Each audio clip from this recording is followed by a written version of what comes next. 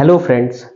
और आज हम लोग थोड़ा सा डिग्री ऑफ फ्रीडम का एक बढ़िया सा लेक्चर बनाएंगे। ठीक है, तो डिग्री ऑफ फ्रीडम होता क्या है? तो डिग्री ऑफ फ्रीडम का हिंदी जो मीनिंग है वो है आजादी का श्रेणी। अब देखो, ये डिग्री ऑफ फ्रीडम पढ़ना है क्लास 11th के थर्मोडायनेमिक्स के केटीजी के चैप्टर में। ठीक है, थर्मोडायनेमिक्स में कि काइनेटिक थ्योरी ऑफ गैसेस में।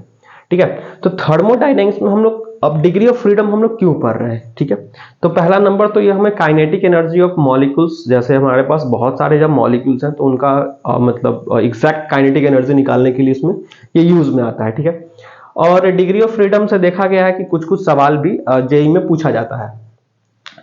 तो डिग्री ऑफ फ्रीडम एक्चुअल में है क्या? ठीक है, तो एक्चुअल में तो इसका हिंदी जो हो गया वो आजादी का श्रेणी हो गया।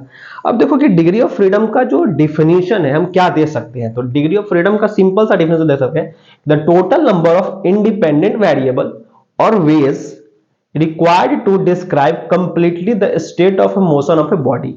मतलब समझो कि F is equals to formula जो होता है 3n माइनस एम होता है। 3 जो है वो 3D को रिप्रेजेंट कर रहा है, n जो है वो नंबर ऑफ पार्टिकल्स को रिप्रेजेंट कर रहा है, और m जो है वो नंबर ऑफ कांस्टेंट को शो कर रहा है।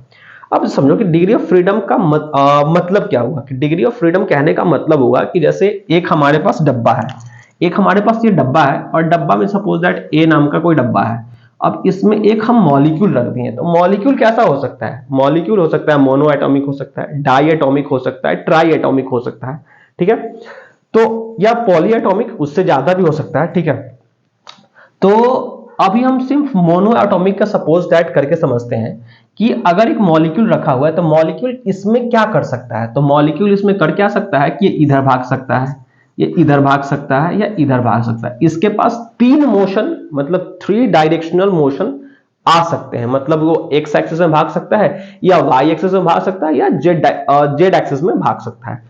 तो 3 ट्रांसलेशनल मोशन कर सकता है, या इसी पॉइंट पे क्या कर सकता है, ऐसे ऐसे स्पिन कर सकता है, टिंग टिंग टिंग टिंग टिंग टिंग। ठीक है, ऐसे ऐसे मूव कर सकता है, या क्या कर सकता है, ऐसे मूव कर सकता है। एक एक्सिस फिक्स कर दो और देखो फिर ऐसे मूव कर सकता है। अब यही एक्सिस से फिर ऐसे मूव कर सकता है, अब यही एक्सिस से ऐसे भी मूव कर सकता है। तो ये 3 तरह से मोशन, मतलब 3 ट्रांसलेशनल कर सकता है, 3 रोटेशनल कर सकता है, और 4 तरीके से वाइब्रेशनल कर सकता है।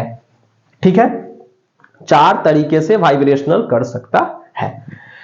अब देखो एक चीज और देखो कि एक्चुअल में जब हम मोनो एटॉमिक लेते हैं तो क्या होगा। तो मोनो एटॉमिक जब लोगे तो ये इस एक्सिस पे ना चाहो, या इस एक्सिस पे ना चाहो, या इस एक्सिस पे ना चाहो, तो इस ऐसा रोटेशन का हम कोई भी स्पेसिफिक मीनिंग नहीं निकालेंगे। ठीक है, तो इसीलिए देखो अब एक चीज और समझो कि जो मॉलिक्यूल होते हैं उनके पास 3 तरह का मोशन होता है। कौन सा? ट्रांसलेशनल, रोटेशनल और वाइब्रेशनल। ठीक है, तो जैसे ही हम लो टेम्परेचर की बात करें तो लो टेम्परेचर पे क्या होगा, मॉलिक्यूल सिर्फ ट्रांसलेशनल करेगा।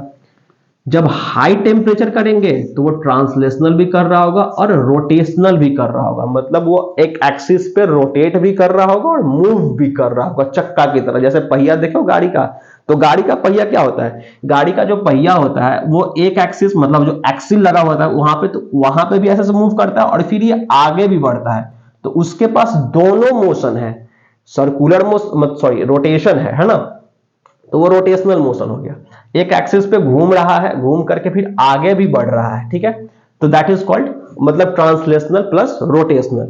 जब हम उसका काइनेटिक एनर्जी निकालने जाएंगे तो हमें देखना पड़ता है कि हम रोटेशनल काइनेटिक एनर्जी भी निकाल रहे होते हैं और ट्रांसलेशनल काइनेटिक एनर्जी भी निकाल रहे होते हैं। ठीक है, तो उसी तरीके से हम डिग्री ऑफ फ्रीडम इसलिए पढ़ते हैं कि ताकि हम हर एक स्पेसिफिक मतलब मोशन के लिए हम सारे काइनेटिक एनर्जी को कैलकुलेट कर पाए। ठीक है, अब देखो जब हम स्पेसिफिक हाई टेम्परेचर कर देंगे, जैसे हमारे पास 2 मॉलिक्यूल, जैसे सपोज दैट डाई एटॉमिक लेते हैं, तो डाई एटॉमिक क्या होता है, एक बॉन्ड से बना हुआ रहता है, और वो जो बॉन्ड होता है वो स्प्रिंग की तरह होता है। ऐसा हम एज्यूम करते हैं कि स्प्रिंग की तरह है। तो जब हम टेम्परेचर बढ़ाएंगे ना तो ये टेम्परेचर क्या करेगा, इसको काइनेटिक एनर्जी देगा, इसको काइनेटिक एनर्जी देगा। अब ये चाहेगा इधर भागना, इसको स्प्रिंग चाहेगा कि हम इधर खींच लाएं। तो इस अवस्था में क्या करता है, वो वाइब्रेट होना शुरू हो जाता है, D D D D D D D ऐसे वाइब्रेट करना शुरू कर देता है। ठीक है, तो स्पेसिफिक हाई टेम्परेचर पे ट्रांसलेशनल, रोटेशनल और वाइब्रेशनल तीनों मोशन होंगे। ठीक है, अब हम समझते हैं बात को कि हम अब आते हैं डिग्री ऑफ फ्रीडम पे। हमने मोशन समझ लिया, हमने एक एज्यूम कर लिया कि एक डब्बा है, डब्बा में हमने एक मॉलिक्यूल रखा है। अब मॉलिक्यूल क्या हो सकता है, मोनो एटॉमिक हो सकता है, डाई एटॉमिक हो सकता है, ट्राई एटॉमिक हो सकता है, या उससे ज्यादा एटम का मॉलिक्यूल हो सकता है। ठीक है, अब एक चीज और समझो कि जैसे हम सपोज मोनो एटॉमिक ले लेंगे, सिंगल पार्टिकल सिस्टम। ठीक है, अब सिंगल पार्टिकल सिस्टम जब लेंगे हम, तो सिंगल पार्टिकल सिस्टम के लिए हमको डिग्री ऑफ फ्रीडम निकालना है। तो डिग्री ऑफ फ्रीडम का मतलब समझो कि 3n माइनस m। n का मतलब क्या हो गया, नंबर ऑफ पार्टिकल, तो 3 इंटू 1 रख दिया हमने। और कांस्टेंट, कांस्टेंट का मतलब होता है अवरोध, है ना। अवरोध कहने का मतलब है कि हम किसी भी डायरेक्शन में एक हमने स्पेसिफिक चीजें लगा दी, कांस्टेंट लगा दी कि उस डायरेक्शन में मूव नहीं कर सके। जैसे मैं यहां खड़ा हो जाऊं और यहां खड़ा होकर के मैं पीछे जाना चाहूं तो पीछे मैं नहीं जा पाऊंगा, क्यों, क्योंकि दीवार है। मैं आगे मूव करना चाहूं तो मैं आगे मूव कर सकता हूं, क्यों, क्योंकि आगे मेरे लिए फ्री है। तो मेरे पास एक कांस्टेंट आ गया कि मैं पीछे नहीं जा सकता। कांस्टेंट का मतलब यह है कि हमने कुछ एक स्पेसिफिक मतलब क्रिटेरिया, कंडीशन रख दिया, है ना, कि उस डायरेक्शन में वो चीजें नहीं हो सके। ठीक है, तो इसी तरीके से मॉलिक्यूल्स के लिए अब देखो, जब सिंगल पार्टिकल मोशन, जब सिंगल पार्टिकल होता है तो उसके लिए कोई कांस्टेंट काम नहीं करता है। ठीक है, वो फ्रीली मूव कर सकता है, वो फ्रीली कुछ भी कर सकता है।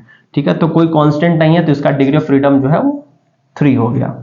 अब देखो 3 डिग्री ऑफ फ्रीडम का मतलब हो गया all corresponds to translational motion. अच्छा, एक चीज और यहां पे आएगा कि क्या इसके पास रोटेशन है, तो हाँ है। क्या इसके पास वाइब्रेशन भी है, तो हाँ है। तो इसको हम डिग्री ऑफ फ्रीडम में क्यों नहीं ला रहे हैं, क्यों, इसलिए नहीं ला रहे हैं क्योंकि इसका रोटेशन और वाइब्रेशन इस तरह से हो रहा है कि वो समझ ही नहीं आ रहा है कि वो ट्रांसलेशनल कर रहा है कि रोटेशन कर रहा है। ऐसा समझ में आता है कि वो सिर्फ ट्रांसलेशनल ही कर रहा है। जैसा सिंपल सी बात समझो कि हम वेव पार्टिकल पढ़े होंगे बचपन में, है ना। तो वेव पार्टिकल, वेव नेचर पढ़ेंगे, वेव नेचर ऑफ लाइट। तो उसी तरीके समझ में आता है कि जितना भी डी ब्रॉगली ने एक इक्वेशन दिया था कि जितना भी मूविंग पार्टिकल है उसके साथ साथ पार्टिकल भी एसोसिएटेड होता है और वेव भी एसोसिएटेड होता है। अब क्या होता है कि जब बॉडी का मास बहुत बड़ा हो जाता है तो वेव क्या होता है, मतलब वो छुप जाता है, सिर्फ पार्टिकल पार्टिकल ही दिखता है। तो मोनो एटॉमिक के साथ भी ऐसा ही है कि रोटेशन और वाइब्रेशन इसके लिए छुप जाता है ना, और सिर्फ ट्रांसलेशनल रह जाता है। तो इसीलिए हम इसका डिग्री ऑफ फ्रीडम 3 ही रह जाता है। ठीक है, अब उसके लिए अब आ जाओ फॉर 2 पार्टिकल सिस्टम, मतलब कि डाई एटॉमिक मॉलिक्यूल। अच्छा, एक चीज और कि मोनो एटॉमिक मॉलिक्यूल कौन कौन से हो सकते हैं, तो मोनो एटॉमिक हो सकता है जितने भी हमारे पास इनर्ट गैसेस हैं, जितने भी इनर्ट गैसेस हैं वो सब क्या हो सकता है, मोनो एटॉमिक हो सकता है। ठीक है, तो जिसमें आर्गन है, हीलियम है, नियोन है, क्रिप्टन है, जेनन है, रेडन है। इनर्ट गैस, इनर्ट वाला टेबल याद कर लो, 18 नंबर। ठीक है, अब यहां से आ जाओ कि फॉर 2 पार्टिकल सिस्टम। अब 2 पार्टिकल सिस्टम कहने का मतलब क्या है कि 2 पार्टिकल सिस्टम मतलब डाई एटॉमिक मॉलिक्यूल जिसके पास 2 एटम हो। तो जैसे देखो फॉर एग्जांपल में आ गया H2O2 N2। अब H2 के बीच, HH के बीच में सिंगल बॉन्ड है, O2 के बीच में डबल बॉन्ड है, N2 मतलब NN के बीच में क्या है, नाइट्रोजन, है ना। नाइट्रोजन गैस है, ऑक्सीजन गैस है, हाइड्रोजन गैस है, तो इसके बीच में ट्रिपल बॉन्ड है। अब देखो कि यहां पे डिग्री ऑफ फ्रीडम जब 2 पार्टिकल सिस्टम पे आए तो हमारे पास 2 सब केसेस हो गए, है ना। क्या हो गया, एक तो हो गया कि एट लो टेम्परेचर और एक हो गया एट हाई टेम्परेचर। जैसे हम लो टेम्परेचर की बात करेंगे तो हमारे पास जो डिग्री ऑफ फ्रीडम होता है वो 3 इंटू 2, नंबर ऑफ पार्टिकल तो समझ में आ रहा है, और -1। अब इसके लिए एक कांस्टेंट आ गया। ठीक है, डिग्री ऑफ फ्रीडम में अब देखो इसका कांस्टेंट कौन सा है ये समझो पहले। तो इसका जो कांस्टेंट है, जैसे हम 2 पार्टिकल सिस्टम, जैसे ये वाला एक्स एक्सिस देखो, ये एक्स एक्सिस है, सॉरी ये एक्स है, ये वाई है और ये जेड है। ठीक है, अब ये 2 पार्टिकल सिस्टम है। तो 2 पार्टिकल सिस्टम क्या कर सकता है, अब मान लो कि इसका सेंटर ऑफ मास यहाँ है, तो ये इधर मूव कर सकता है, ये इधर मूव कर सकता है, ये इधर मूव कर सकता है, और इसी को हम एक्सिस बना दे तो ऐसे से घूमेगा। फिर इसी को एक्सिस बना दे तो ये ऐसे से भी घूम सकता है, ऐसे से इस डायरेक्शन में, ऐसे मतलब आगे से पीछे की ओर। फिर ये ऊपर नीचे भी ऐसे से घूम सकता है। अभी जब इधर घूमने आएगा इधर, तो ये क्या होगा, ये एक्सिस पे ही तो रहेगा ना। तो इसीलिए इसके पास 3 ट्रांसलेशनल और 2 रोटेशनल होता है। ये वाला रोटेशन जो है ना, ऐसे अगर जो ये ऐसे घूमना शुरू कर दे ये, तो ये जो है ना हिंडर्ड हो जाता है डिग्री ऑफ फ्रीडम। ठीक है, तो इसीलिए हमारे पास ये 5 degree of freedom at low temperature.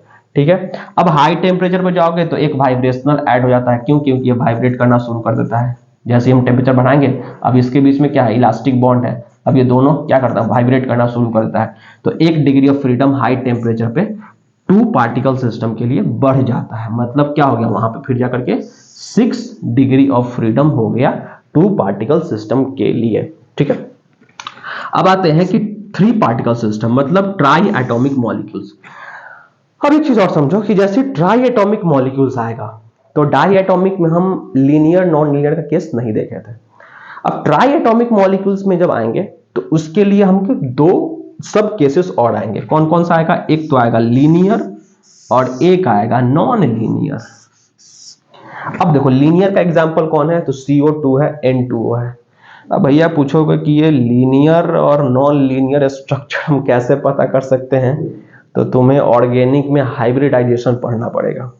Hybridisation में तुम्हें समझ में आएगा कि sp2 है ना, sp2 का मतलब हो गया ट्राई एटॉमिक मॉलिक्यूल्स, है ना। sp3 पे जाओगे तो जितना भी होता है sp3 वाला जो मॉलिक्यूल्स होता है वो टेट्राहेड्रल स्ट्रक्चर बनाता है। तो 4 एटम का कहानी हो गया, हमें सिर्फ 3 पे ही आना है। तो 3 पे जब आओगे, अब ऐसा नहीं है कि sp3 में मतलब ट्राई एटॉमिक नहीं होगा। क्यों नहीं होगा भाई, ये तो है H2O, क्या है, sp3 तो है, 3 4 और ये 5, तो spp, अच्छा ये छोड़ दो, H2O को रहने दो अभी। ठीक है, इसका कंडीशन अलग है। अब देखो O3 को देखो, हाइब्रिडाइजेशन पढ़ा दूं क्या, बाद में पढ़ा दूंगा कभी और। ठीक है, अब देखो यहां से, या अभी इतना टॉपिक खोलना सही नहीं है, आराम से धीरे धीरे पढ़ते हैं। ठीक है, अब देखो यहां से लीनियर मॉलिक्यूल को समझो कि लीनियर मॉलिक्यूल्स के लिए आता है CO2। तो CO2 का मतलब हो गया कार्बन, कार्बन के ऊपर से 4 बॉन्ड बन गया, तो ये O2 हो गया।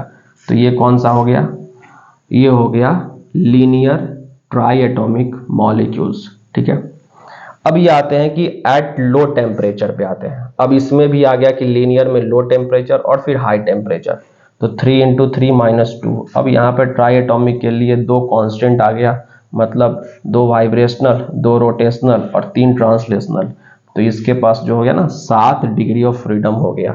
एक चीज और है कि जो रिजिड बॉन्ड है, मतलब रिजिड बॉन्ड कहने का मतलब कि टेम्परेचर से उस बॉन्ड का कोई ज्यादा इफेक्ट नहीं हो रहा है, तो वहां पे हम वाइब्रेशनल को क्या कर सकते हैं, हम लोग मान सकते हैं कि नॉट एक्टिव। क्योंकि वाइब्रेशन कब होगा, जब बॉन्ड वीक होगा तब तो ऐसे से वाइब्रेट करेगा। अब हम कस के बांध दिए, जैसे ये समझो कि हमने एक स्ट्रिंग से एक बॉल लटकाया और एक हमने रॉड से बॉल लटकाया। तो जब हम ऐसे करेंगे तो स्ट्रिंग वाला क्या होगा, स्ट्रिंग वाला मतलब हल्का सा लचक मारेगा, लेकिन रॉड वाला क्या होगा, वो तो रिजिड होगा, वो तो इधर उधर हिलेगा नहीं बॉल। ठीक है, तो वैसा एग्जांपल मान लो कि ऐसा बॉन्ड जो रॉड की तरह हो, तो वो क्या करेगा, वो उसमें फिर वाइब्रेशनल एक्टिव नहीं होगा। तो वाइब्रेशनल जब एक्टिव नहीं होगा तो वहां पे फिर 5 डिग्री ऑफ फ्रीडम ही रहेंगे। ठीक है, तो एट हाई टेम्परेचर की बात करो तो हाई टेम्परेचर पे क्या होता है, 3 × 3 - 0, तो ये हो जाएगा 9। अभी यहाँ पे 4 वाइब्रेशनल आ गया।